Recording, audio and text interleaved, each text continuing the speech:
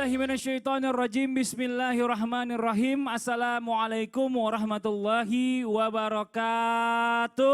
Waalaikumsalam warahmatullahi wabarakatuh. Jamaah, oh jamaah, alhamdulillah. Alhamdulillahirrabbilalamin. Allahumma sholli ala sayyidina Muhammad wa ala ali sayyidina Muhammad. Rabbi shrahli sadri wa yassirli amri wa uqdatam min lisani yafqahu qawli. Assalamualaikum buat jamaah yang ada di rumah nih jamaah nih ya. Sebelum kita membahas tema kita pagi hari ini, saya mau coba mengajak dulu jamaah untuk melihat sebuah tayangan yang berikut ini.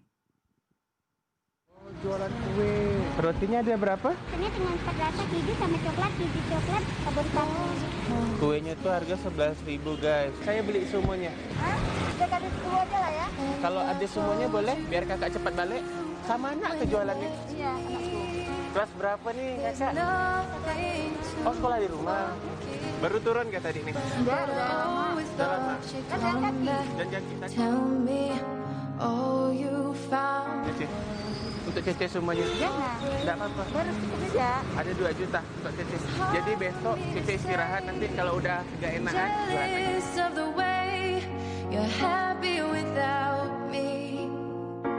Ini Masya Allah ya kalau kita ngelihat tadi tayangannya ya seorang wanita dengan anak wanitanya berjalan berjualan roti dengan semangat ya. Anak membantu ibunya. Ini Masya Allah nih ya. Ini kalau kita lihat nih wanita ini memang nggak bisa diremehin begitu aja nih. Wanita itu memang unik banget. Dijadikan Allah begitu mulia, diangkat derajatnya. Makanya Rasulullah sampai menasihati para lelaki itu bagaimana caranya tuh bisa bergaul yang baik dengan wanita. Ya, dan jangan menyakitinya. Rasulullah ini memberikan juga nasihat kepada laki-laki, tidak hanya laki-laki, ternyata Rasulullah juga memberi nasihat kepada wanita. Nah ini tema kita pagi hari ini kita angkat adalah nasihat Rasulullah yang membawa wanita ke surga. Ini Masya Allah Pak Kiai, amin. Ini buat perempuan-perempuan jangan sampai pindah-pindah channel nih Ustaz Syam ya. Ini Ustazah Lulu ya. Iya karena kalau kita misalnya mau masuk ke surga ini penting nih. Apalagi terutama buat perempuan yang lagi nonton. Apa sih nasihat Rasulullah nih, kita bahas satu-satu nih ya kan. Ini Masya Allah nih. Namanya setiap laki-laki atau suami ini pastinya menginginkan wanita yang lembut. Ya mungkin kadang laki-laki bukan mau nuntut atau mungkin menasehati mungkin ya. Benarkah bahwa Allah ini telah menciptakan wanita sebagai sebuah rezeki dan salah satu karunia yang Allah berikan kepada laki-laki sehingga Rasulullah itu begitu memperhatikan wanita hingga memberi banyak nasihat. Nah ini dia nih, coba nih kita mendengarkan satu persatu. Yang pertama dari guru kita Ustaz Syam, bagaimana nih pendapatnya, silakan.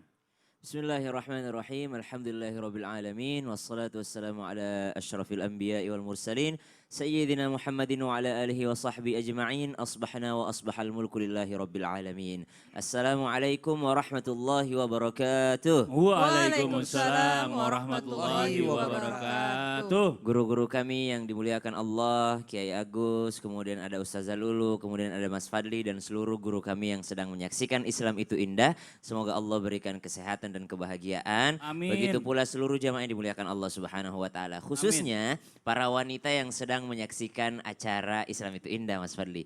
Karena sebagaimana yang dikatakan Mas Fadli sebelumnya bahwasanya ternyata wanita itu adalah sesuatu atau yang dimuliakan Allah Subhanahu wa taala. Kenapa? Al-Quran banyak sekali mengangkat ayat tentang wanita. Padahal surah pun ada surah khusus An-Nisa gitu ya, tentang para wanitanya Allah Subhanahu wa taala yang mereka diciptakan memang luar biasa.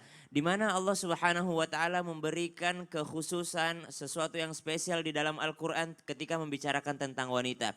Bukankah Allah telah menjadikan wanita sebagai rezeki? Kalau kata Mas Fadli, dalam Al-Quran disebutkan begini. Asa an takrahu syai'a wa yaj'alallahu fihi khairan katsira. Dalam surah An-Nisa Allah Subhanahu wa taala menjelaskan boleh jadi kau tidak menyukai sesuatu di dalam diri wanita tersebut, tapi wa yaj'alallahu fihi khairan katsira. Tapi di balik yang kau tidak sukai itu Allah menjadikan kebaikan yang jauh lebih banyak daripada sesuatu yang kau tidak sukai. Berarti kebaikan para wanita ini banyak sekali Allah Subhanahu wa taala sebutkan dan insyaallah kita akan bahas di pagi hari yang berberkah ini. Kemudian yang kedua, bukankah wanita ini adalah sebuah rezeki? Kita lihat dalam Al-Quran. حملته أمه وهنا على وهن وهنا على وهن وفصاله في عامين.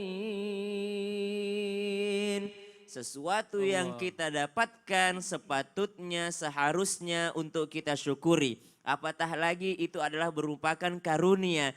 Karunia yang merupakan sesuatu yang bisa kita gunakan, bisa kita pakai. Termasuk diantaranya adalah karunia yang sangat besar, yaitu adalah ibunda kita, yaitu adalah seorang wanita.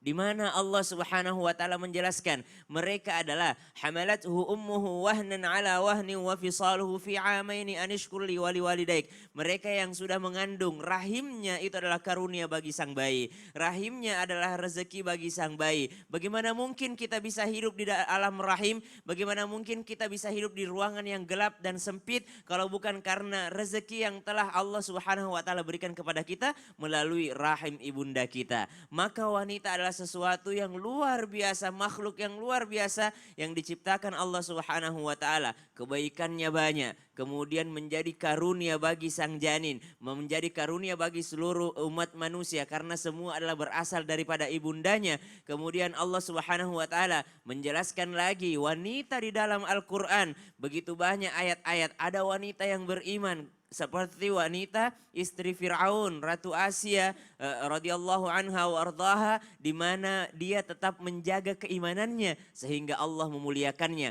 Bukan hanya di dunia tapi Allah memuliakannya. Rabbi binili indaka baitan fil jannah wa najjini min fir'auna wa qaumihi. Kemudian Allah katakan, ya Tuhan kami, bangunkan kami istana di surga. Maka diberikan sesuatu yang luar biasa di surga. Siapa dia? Seorang wanita. Siapa? Ratu Asia radhiyallahu anha. Masya Allah. Jadi Masya Allah ini kalau bicara masalah Islam ini ternyata Islam ini sangat memuliakan wanita Pak Kiai ya. Islam itu indah. Indah banget, cakep banget. Yeah. Perempuan dimuliain zaman jahiliyah dulu, perempuan disemena-menain. Ini Masya Allah. Jadi dengan datangnya Islam ini memang banyak nih pelajaran-pelajaran baru. Dan juga perempuan ini bisa masuk pintu surga dari mana aja asal mendengarkan hari ini nih. Mudah-mudahan nasihat dari guru-guru kita nih ya. Nah sekarang kita lanjut lagi nih, sebelum kita membahas lagi pembahasan berikutnya. Saya mau ajak juga nih buat jamaah yang ada di rumah, melihat sebuah tayangan ini ada curhatan hati seorang istri yang suaminya ini hobinya tiap hari mancing mulu. Ini dia nih curhatannya nih. Yalah, punya laki nih, saban hari kerjanya tebang mancing. Dilihat ditengok, lagi ngaduk empan. Bini mau berboro di toel. Kita mah nih orang wadon. Saban subuh, kita udah mandi, itu udah keramas. Kita pakai parfum, kita wangi-wangiin badan kita. Biar kata laki senang gitu. Boro-boro kita mau tengok. Bentar gentak. Sampai buluk nih bini rasanya. Tadi lama-lama bininya digentak orang. Mau emang bang? Ini bininya lagi ngomel-ngomel aja nih, luar biasa. Gara-garanya empan diaduk, bini ditoel kagak katanya. Sampai bulukan. Sampai bulukan. Ini luar biasa nih ya. Kalau kita bicara masalah wanita ini memang banyak banget nih. Kalau kita dengarkan dari guru kita Dr. Aisyah Dahlan, satu hari itu ada 20.000 kata-kata. Jadi kalau nggak ada temennya tiap hari ngomel aja begitu tuh. Di mana? Di TikTok, di Instagram, di mana aja tuh ya. Astagfirullahaladzim. Nah sekarang pertanyaannya, apakah dalam Islam nih Rasulullah telah memberikan nasihat untuk para wanita untuk menjaga lisannya. Nah tapi kadang-kadang nih si perempuan-perempuan ini, wanita ini udah menjaga lisannya, tapi ada lagi yang buat kesel, ada yang mancing kesel, entah itu suaminya, entah itu orang tuanya, entah itu anaknya. Nah pertanyaannya, apakah kalau seandainya mereka ini bikin kesel terus gitu kan, apa wanita ini tetap berdosa atau sebaliknya nih? Mohon izin penjelasannya Ustazah Lulung, silakan. Ustazah Lulung, LU nggak pakai eng, silakan. Assalamualaikum warahmatullahi wabarakatuh. Waalaikumsalam warahmatullahi Wabarakatuh. Jamaah. Yeay. Oh jamaah. Yeay. Alhamdulillah. Hamdan wa syukranillah wassalatu wassalamu ala rasulillah amma ba'du. Pemirsa yang dirahmati Allah, insya Allah mudah-mudahan sehat walafiat, panjang umur dalam berkah. Amin Dua ya guru Allah. kita, host kita makan buah tep, anget-anget mantep banget. Amin. Apalagi ya Kak Allah. Fadri yang romannya Apa tuh? makan durian anget-anget makin keren banget ya. Amin, Di belakang ya ntar Allah. kita kasih KTP. Yeay.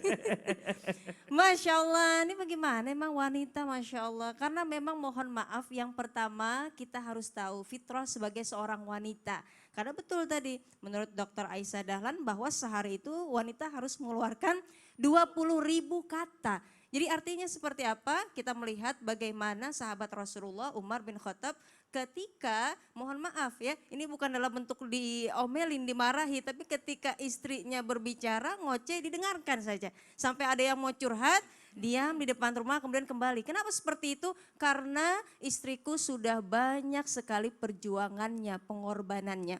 Artinya bentuk kasih sayang dari kata-kata istri. Ya. Kemudian yang kedua, yuk sama-sama kita sebagai wanita juga harus mengatur bicara kita. Kata-kata kita. Ketika yang keluar adalah kata-kata yang baik, insya Allah menjadi amal jariah untuk kita semua. Athrotil qadami aslamu min athrotil lisan. Tergelincirnya kaki lebih selamat daripada tergelincirnya lisan kita. Kemudian Rasulullah pun juga berpesan untuk kita semua, karena ini nasihat Rasulullah, ya, man amana billah wal yaumil akhir falyakul khairan aw liyasmut. Siapa yang beriman kepada Allah dan hari akhir berkata yang baik, kalau nggak bisa lebih baik diem aja dah. Ya, terus tadi banyak yang jengkelin, entah itu suami yang hobinya, kemudian juga mungkin dari mertua, mungkin dari anak seperti apa. Yang pertama harus kita tahan amarah dulu. Amarah kita. Karena kenapa? Awalul ghadabi junun wa akhiruhu nadam.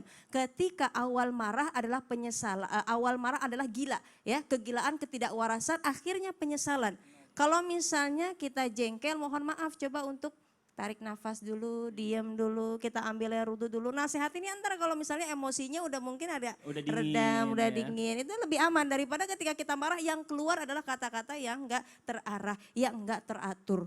Kemudian tadi kita melihat, ya Allah bang, makan ketan anget-anget bang, kebangetan banget. Hobi enggak terlalu sampai segitu juga, ya. Jadi mohon maaf ketika kita melihat ada hal yang kita sukai, memang hobi adalah kebutuhan. Tapi harus lihat adanya keseimbangan dalam rumah tangga. Misalnya lihat ganggu waktu enggak ya? Jangan-jangan waktu ibadah keganggu. Jangan-jangan waktu dalam peran sebagai suami keganggu gitu kan. Untuk menemani anak, kemudian juga berbincang-bincang, berkomunikasi, diskusi terhadap istri keganggu. Mancing itu butuh waktu yang lama, berjam-jam. Kenapa enggak langsung beli ikan aja tuh ya begini ya. Tapi memang itu namanya hobi, harus kita lihat waktu.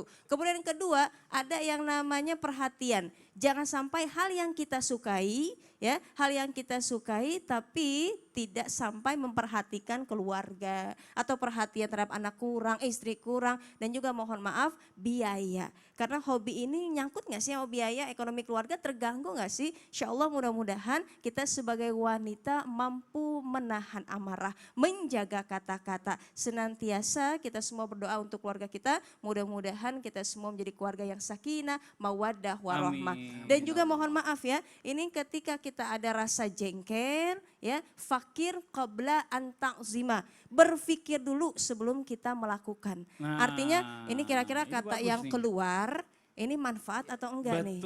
Kira-kira nantinya jadi hal yang menyakitkan atau enggak? Karena tetap suami adalah qawwam. Suami kan yang memang memimpin kita. Enggak bisa kita suruh bang, jangan begitu bang. Tadi tuh kalau udah ngomel aja, pertama tuh kegilaan yang muncul gitu. Akhirnya nyesel belakangannya. Nah itu dia, kita jangan sampai kayak begitu. Nah pemimpin ini harus kita hormati, pemimpin harus kita sayangi, berbicara dengan amat sangat lembut, sopan santun, insya Allah. Wah naga beli saat, semoga bermanfaat. Alhamdulillah ya Allah, jazakillah khairan kasiran. Makasih banyak buat Ustazah LU nggak pakai Lulu, that's right. Jadi kita lanjut lagi nih buat jamaah yang ada di rumah nih ya. Kita dengarkan juga nih apa, ada nasihat dari Rasulullah ini kepada wanita ya. Makhluk yang sangat lemah ini yang paling sering itu yang kita dengar adalah wanita itu sering mengingkari janji. Nah, bagaimana caranya wanita ini supaya tidak mudah mengingkari janji terutama kepada suaminya. Cuma banyak juga nih bicara masalah wanita yang udah selalu mengikuti janjinya ya kan, justru malah dikhianati sama suaminya. Aduh, ini apa yang harus dilakukan? Apakah tetap harus memenuhi janji atau bagaimana Pak Kiai? Mohon izin. Iya. Silakan. Terima kasih Abang Fadli. Ustazah Lulu nggak pakai eng. Nggak pakai eng, benar. Ya, Kaisam. Bismillahirrahmanirrahim. Assalamualaikum warahmatullahi wabarakatuh. Alhamdulillahirabbil alamin. Allahumma sholli ala sayyidina Muhammad wa ala ali Muhammad. Amma ba'du, para pemirsa Indonesia, Islam itu indah, jamaah wa jamaah. Alhamdulillah. Sungguh luar biasa. Tidak hanya perempuan saja yang mengingkari janji, Abang Fadli. Banyak juga laki-laki yang ingkar janji. Betul. Di sini saudara yang terhormat, kalau orang yang sudah ingkar janji, Nabi pernah mengatakan dalam nasihatnya kepada semua umat, kepada kita, laki dan perempuan. Nabi pernah ngomong bahwa ya kullu ummati yadkhulunal jannah illa man aba. Semua surga kecuali yang enggak mau. Dan di sini ada kata bahwa idza hadatsa kadzaba, kalau ngomong suka bohong. Ini bukan perempuan saja, juga laki-laki. Bukan laki tapi perempuan juga, kullu. Kemudian wa idza wa'ada akhlafa, kalau janji suka ingkar. Terutama mohon izin para pemimpin bangsa, mohon maaf para pemimpin rumah tangga, termasuk perempuan juga. Wa idza wa'ada akhlafa, kalau janji itu hutang. Betul tidak? Kok diam-diam baik? Nah, Ustaz Jalulung mengatakan bahwa silent is God but spoken wisdom is diamond. What the meaning? Wah, What the meaning? diam itu emas tuh. Ya, benar. kalau ngomong yang wisdom, yang bijaksana itu adalah permata berlian. Diamond. Diamond. Nah di situ wa idza wa'ada akhlafa wa idza tumina khana, kalau dia dikasih amanah dia berkhianat, tidak perempuan saja juga laki. Betul. Ini nasihat Rasulullah buat wanita. Sempat ada seorang hamba berkata, dia janji tuh kepada Allah, Rabbi laula akhartani ila ajan qarib fa asaddaqa wa aku minas salihin. Ya Allah ya Tuhanku, kalau aku dilambatkan kematianku ini, merinding saya. Tanya dong kenapa? Kenapa? Kedinginan. Oh kedinginan, saya pikir gara-gara Iya, ngomong saudara. kematian.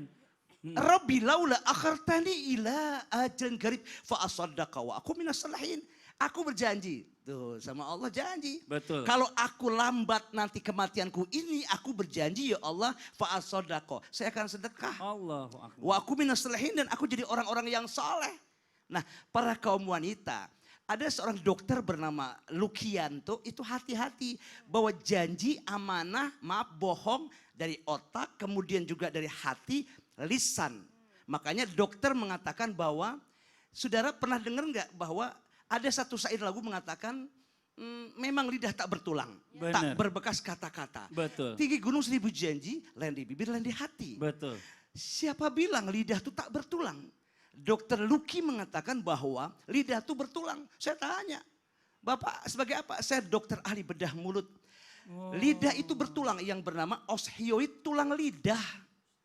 Tulang lidah terbagi dua, ada saraf simpati, ada saraf parasimpati. Ini kelanjutan keterangannya, insya Allah. Kita lanjutkan lagi Nanti. nanti. Biar John di rumah juga sabar dulu. Ya ini Masya Allah nih, ilmunya hari ini Kiai ini dan juga guru-guru kita yang lain ini kita mau coba serap semua nih. Nah tapi buat jamaah yang ada di rumah, sebelum kita lanjutkan lagi nih, sama-sama kita saksikan dulu. Ada ensiklopedia Islam yang dibawakan oleh guru kita Ustadz Syam. Silakan Ustadz Syam. Terima kasih banyak Mas Fadli, jamaah yang dimuliakan Allah Subhanahu wa taala. Berbicara tentang tema kita hari ini, tentang bagaimana Rasulullah sallallahu alaihi wasallam menasehati para mukminah, para muslimah, para wanita